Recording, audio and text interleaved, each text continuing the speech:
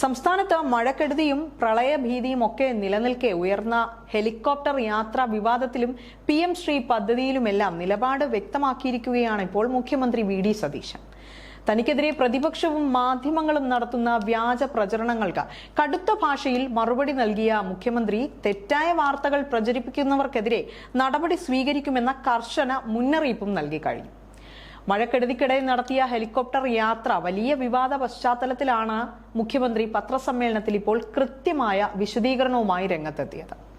ഒരു പ്രമുഖ കമ്പനിയുമായുള്ള പ്രധാനപ്പെട്ട ഇൻവെസ്റ്റ്മെന്റ് മീറ്റിംഗിൽ പങ്കെടുക്കാനാണ് ഹെലികോപ്റ്റർ മാർഗം സഞ്ചരിച്ചതെന്ന് മുഖ്യമന്ത്രി വ്യക്തമാക്കിയിട്ടുണ്ട്. ഇവർ തമിഴ്നാട് സർക്കാരുമായി കൂടിക്കാഴ്ച നടത്തിയ ശേഷമാണ് കൊച്ചിയിലേക്ക് വന്നതെന്നും മുഖ്യമന്ത്രി പറയുകയുണ്ടായി. എന്നാൽ സർക്കാരിന്റെ അടിയന്തര പ്രാധാന്യമുള്ള നീക്കങ്ങളെയും ദുരിതാശ്വാസ പ്രവർത്തനങ്ങളെയും തെറ്റായ രീതിയിൽ ചിത്രീകരിക്കാനാണ് പ്രതിപക്ഷം ശ്രമിക്കുന്നതെന്നും അദ്ദേഹം കുറ്റപ്പെടുത്തുകയുണ്ടായി. മുൻ മുഖ്യമന്ത്രി പിണറായി വിജയൻ പ്രതിപക്ഷ നിരയിലേക്ക് എത്തിയതോടെ സർക്കാരിനെതിരെയുള്ള ആക്രമണങ്ങൾക്ക് വലിയ മൂർച്ചയേറിയിരിക്കുകയാണെന്നും സഭാതലത്തിലും പുറത്തും ഇത് കാണപ്പെടുന്നുണ്ടെന്നും അദ്ദേഹം കൂട്ടിച്ചേർത്തു.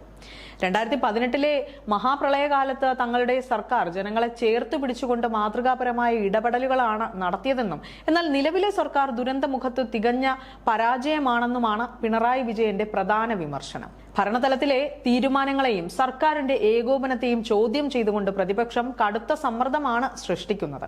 കേന്ദ്ര സർക്കാരിന്റെ PM ശ്രീ പദ്ധതി സംസ്ഥാനത്ത് ആദ്യമായി തുടങ്ങിവെച്ചത് കഴിഞ്ഞ സർക്കാരല്ലേ എന്ന ചോദ്യം ഉയർത്തിയാണ് മുഖ്യമന്ത്രി തന്റെ പത്രസമ്മേളനം അവസാനിപ്പിച്ചത്. നമ്മൾ ഈ മരിച്ചവരുടെ സംസ്കാര ചടങ്ങുകൾക്കായിട്ട് 10,000 രൂപ അനുവദിച്ചിട്ടുണ്ട്. ക്യാമ്പുകളിൽ നിന്ന് വീടുകളിലേക്ക് പോകുമ്പോൾ വീടുകളിൽ വെള്ളം കയറിയവർക്ക് അടിയന്തിരമായി 10,000 രൂപ വെച്ച് ഓരോരുത്തർക്കും കൊടുക്കാൻ വേണ്ടിയിട്ടുള്ള നടപടികൾ സ്വീകരിച്ചിട്ടുണ്ട്. പിന്നെ ജീവനോപാധികൾ നഷ്ടപ്പെട്ടവർക്ക് ഒരു കാർഡിൽ നിന്ന് 2 പേർക്ക് 300 രൂപ വീതം, അപ്പോൾ അത് ഇത് നിൽക്കുന്നത് വരെ അവർക്കൊരു ധനസഹായമായി കൊടുക്കാൻ പറഞ്ഞിട്ടുണ്ട്.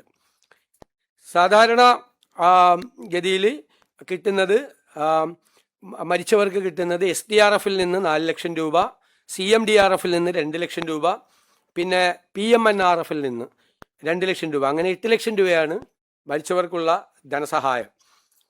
പിന്നീട് നമുക്ക് നേരത്തെ നമ്മൾ ഈ വലിയ ലാൻഡ് സ്ലൈഡൊക്കെ വന്ന് വീട് കംപ്ലീറ്റ് ഒഴുകിപ്പോയി, വീടില്ല, ആ സ്ഥലത്ത് വീടും വയ്ക്കാൻ പറ്റില്ല. അപ്പോൾ അവിടെ നേരത്തെ കൊടുത്തിരുന്നത് 6 ലക്ഷം രൂപ സ്ഥലം മേടിക്കാനും 4 ലക്ഷം രൂപ വീട് പണിയാനുമാണ്, 10 ലക്ഷം രൂപ. അത് 12 ലക്ഷമാക്കി വർദ്ധിപ്പിച്ചിട്ടുണ്ട്. ആദ്യമായിട്ടാണ് 12 ലക്ഷം രൂപയ്ക്ക് വർദ്ധിപ്പിക്കുന്നത്. വീട് പൂർണ്ണമായും നഷ്ടപ്പെട്ടവർക്ക് നേരത്തെ കൊടുത്തിരുന്നത് 4 ലക്ഷം രൂപയാണ്, അത് 6 ലക്ഷം രൂപയ്ക്ക് വർദ്ധിപ്പിച്ചിട്ടുണ്ട്. കഴിഞ്ഞ സർക്കാരിന്റെ കാലത്തെ തീരുമാനങ്ങളെ മറച്ചുവെച്ച് ഇപ്പോഴത്തെ സർക്കാരിനുമേൽ മാത്രം കുറ്റം ചുമത്താനുള്ള പ്രതിപക്ഷ നീക്കത്തിന്റെ മുനയൊടിക്കുന്നതായിരുന്നു മുഖ്യമന്ത്രിയുടെ ഈ മറുപടി. തന്റെ ഓരോ നീക്കങ്ങളെയും തെറ്റായ ദിശയിലേക്ക് വഴിതിരിച്ചു വിടാൻ ചില മാധ്യമങ്ങളും സോഷ്യൽ മീഡിയ ഹാൻഡിലുകളും ബോധപൂർവം ശ്രമിക്കുന്നതാണെന്നും മുഖ്യമന്ത്രി ആരോപണം ഉന്നയിച്ചു. സർക്കാരിനെ അപകീർത്തിപ്പെടുത്താൻ ലക്ഷ്യമിട്ട വ്യാജ വാർത്തകളും തെറ്റിദ്ധരിപ്പിക്കുന്ന വിവരങ്ങളും പ്രചരിപ്പിക്കുന്നവർക്കെതിരെ കടുത്ത നിയമപരമായ നടപടികളിലേക്ക് കടക്കുമെന്ന ശക്തമായ സൂചന നൽകിയാണ് മുഖ്യമന്ത്രി പത്രസമ്മേളനം അവസാനിപ്പിച്ചത്.